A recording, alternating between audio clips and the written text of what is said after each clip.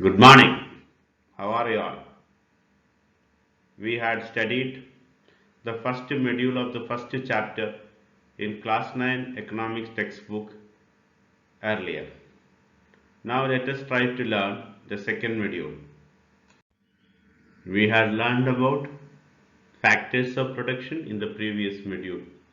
Land, labor, capital, and entrepreneurship or human capital are the four factors of production. We had also learned about Green Revolution, which was introduced in the 1960s in India.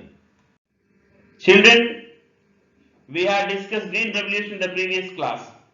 Now let us try to examine the merits and demerits of Green Revolution. First, let us analyze merits. Agricultural production increased. There was high yield of wheat, other grains, pulses and vegetables. The yield of wheat grown from the traditional varieties of seeds was 1300 kg per hectare. With HYV seeds, high yielding variety seeds, the yield went up to 3200 kg per hectare. Farmers improved their way of living. Before we move on to learn about the demerits of Green Revolution, let me make one thing clear to you. 1 hectare means an area of land with a minimum area of 10,000 meter square. Demerits of Green Revolution. Agricultural production will increase only by making use of more chemical fertilizers. This will lead to losing fertility of the soil. Tube-well irrigation will reduce water table level below the ground. Once the fertility of the soil is destroyed, it is very difficult to restore it. And also, if groundwater is lost, the same thing will be there. Means once it is not maintained, then it is very difficult to restore it. In addition to these things, Green Revolution could not ensure future development of agriculture. To some extent, Green Revolution made India self-sufficient in food production in 1960s itself.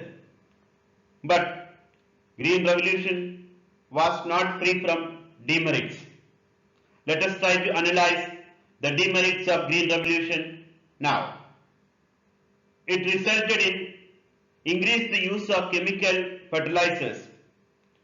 It led to loss of soil fertility. The benefits of Green Revolution were not everlasting. That means farmers could produce large number of grains in the beginning, but later it led to loss of soil fertility. Farmers started suffering later. Tube-well irrigation reduced the water table level below the ground. Once fertility of the soil and water table level, these things are affected, it is very difficult to restore the fertility of soil and groundwater.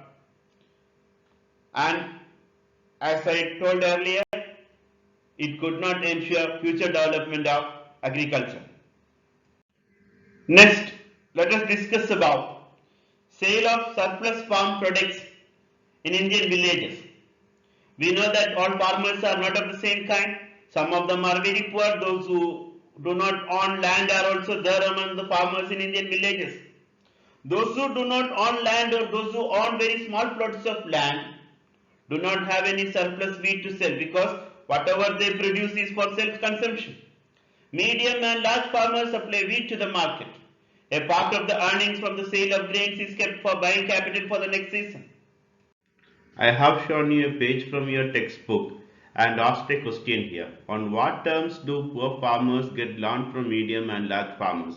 In addition to that, there is one more question. Would the condition of the poor be different if they get a loan from the bank at low rate of interest? In the case of poor farmers, landless laborers who work in farms, They take loan at a very high rate of interest from large and medium farmers. Sometimes the rate of interest will be as high as 24%. In addition to that, they have to give promises like they will work in the field of the farmer who gives them loan by taking a very low wage in return for their work. So these conditions will make the poor people very weak and poor. Whereas if they take loan from bank at low rate of interest, they may be able to improve the standard of living in future. Let us try to learn some non-farming activities in Palambur now. Non-farming activities in Palambur include transport and running small shops. In addition to this, there are some people who have opened computer class centers in Palambur village. In recent years, a large number of students have been attending classes in the nearby town. So, one person called Kareem found that a number of students from the village are also attending computer classes in the town. So that's why he started running a computer training institute in his village. Shopkeepers in Palambur are not many, but there are some people who buy various goods from wholesale markets in the cities and sell them in the village. For that, they have opened some shops in villages. Then there are some people who are running transport services. So, in this way, the people of Palambur are engaged in non farming activities. Well, hope that you all enjoyed learning the lesson. Now let us revise. What are the non-farming activities in Palambur? Write a short note on the merits and demerits of Green Revolution. How do landless and poor farmers find capital in Indian villages? That's all for the time being. Thank you for being with me.